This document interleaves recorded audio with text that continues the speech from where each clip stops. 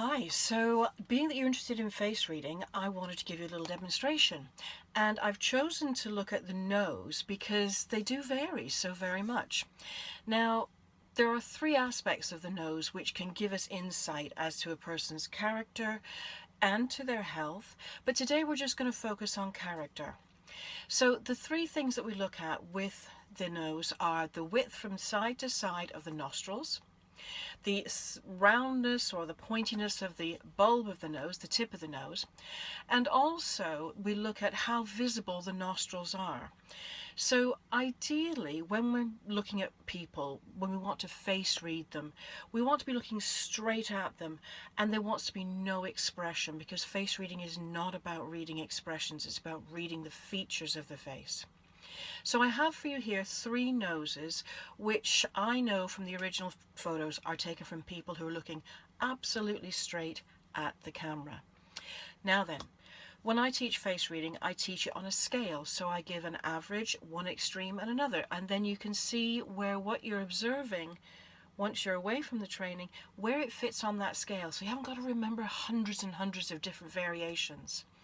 So let's start by looking at the different styles of the nostrils.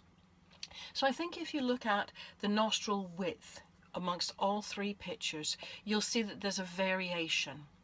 And the wider the nostril means more generous the person is. Now, they might be generous with their time, they might be generous with money, they might be generous with gifts at Christmas, they might be over generous if the nostril width is extra wide. So see the one that you think is most wide here, and if you were making a quick observation, you might be able to tell a bit about that person's natural generosity and compassion. You know, time is a great gift to give others, and therefore you can see, perhaps with these pictures, which one you think has got the widest nostril span. The next thing we're going to look at is whether you can see the nostril ends. So that's whether you can see up the nostrils. And this is a funny one. This one relates to, again, generosity, but this, as the Chinese say, is all about how much your money flows from you.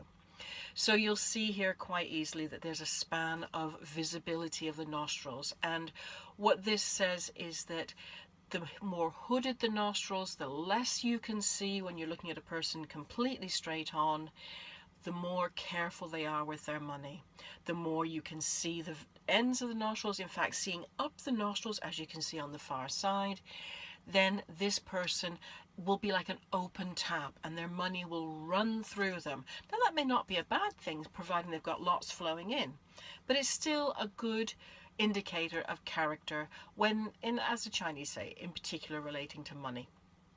Now, finally, the third aspect is the end of the nose, the bulb. And again, here we have a comparison. So the bigger the bulb, the more generous, the more heart-centered the person is. And so by comparison, a smaller end to the nose tones that down a fair bit. So you can see with these three comparisons, there's a lot of information that you can gain about a character in a very short space of time. Every feature of the face is like that, and that's why when you put all the features together, it's like paragraphs in a chapter in the story of the person. And that's what I love about face reading and why it's so accurate in helping you know yourself and others accurately and instantly. I hope you've enjoyed that. Until next time, thanks for being here.